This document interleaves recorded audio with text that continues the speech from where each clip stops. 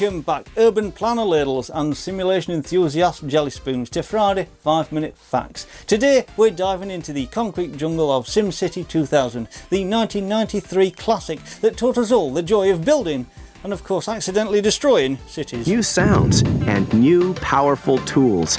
It lets you design and build the city of your dreams. It might just be the closest you can get to running a real city without getting elected first. SimCity 2000, the ultimate city simulator. SimCity 2000 is a 1993 city building simulation game developed by Maxis for PC and Mac, and it's a sequel to the original SimCity. It introduced more complex gameplay, improved isometric graphics and greater depth in city management. Key features include advanced zoning, infrastructure options, terrain modification and the introduction of public services and utilities. The game was widely praised for its creativity and freedom, becoming a critical and commercial success. It influenced the future of city building games and remains a classic in the simulation genre. Its impact is still felt in games like City Skylines and The Sims. Now Pat, what's all this I hear about cities and multiplying trees? Do I need to start planting my tea leaves quicker? Not quite, Keith, but it is true that in SimCity 2000 trees actually multiply if you leave the game running at top speed with surplus budget and disasters disabled. Give it a few days and you'll have a forest on your hands. And guess what? Environmental activists in the game will give you an hard time every time you try and build over them.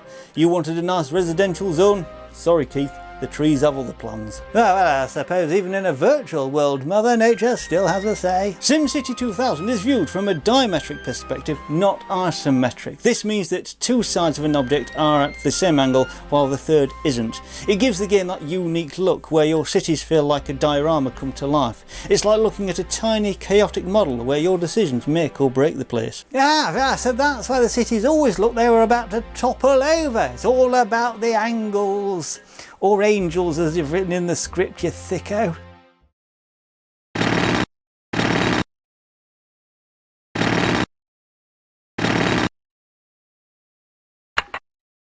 Exactly, Keith. And now let's talk about something prestigious. Did you know SimCity 2000 was included in the book 1001 Video Games You Must Play Before You Die by the absolutely fantastic Tony Mott, the editor of Edge magazine. That's right, officially it's a must play, even if you've already bulldozed your city a few dozen times. And because of that, this game gets our prestigious recommended for Mr. B.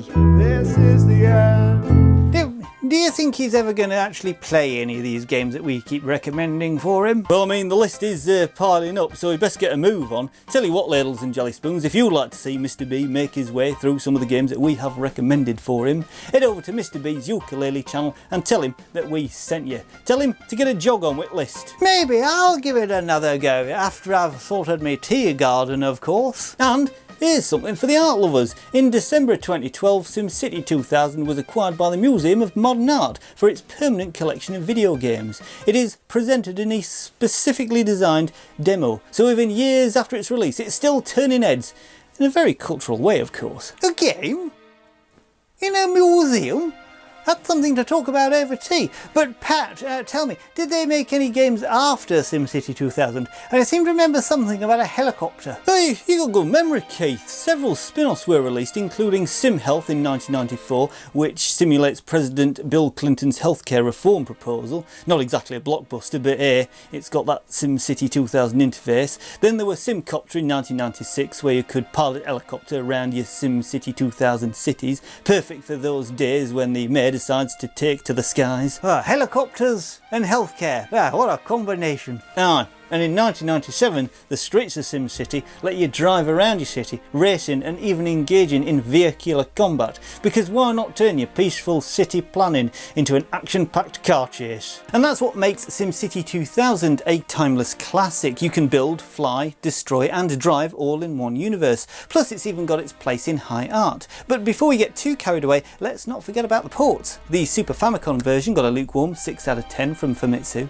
and the Sega Saturn port had some slow scrolling and graphics issues. Still, they couldn't resist the addictive gameplay that made the original such a hit. SimCity was a commercial success in the United States, becoming the 9th best-selling computer game between 1993 and 1999, with 1.4 million units sold. It sold 500,000 copies in 1996 alone and achieved global sales of 3.4 million units across all platforms by January of 2002. Critically, SimCity 2000 were highly praised, with Computer Gaming World calling it more fun than the original and irresistible. It won the Best Simulation Award at the 1994 Cody Awards and were runner-up for Computer Gaming World's Strategy Game at Year. So whether you're into city planning, helicopter flying, or just want to see how many trees you can spawn before the environmentalists revolt, SimCity 2000 is a game you should definitely check out. Especially if you're Mr. B. And if you enjoy this trip down city planning memory lane, don't forget to like the video, share it out with your chums and subscribe to the channel. After all, you won't want to miss our next building project, would you? And remember, a good city, like a good brew, takes time, care and the occasional bulldozer. Cheers.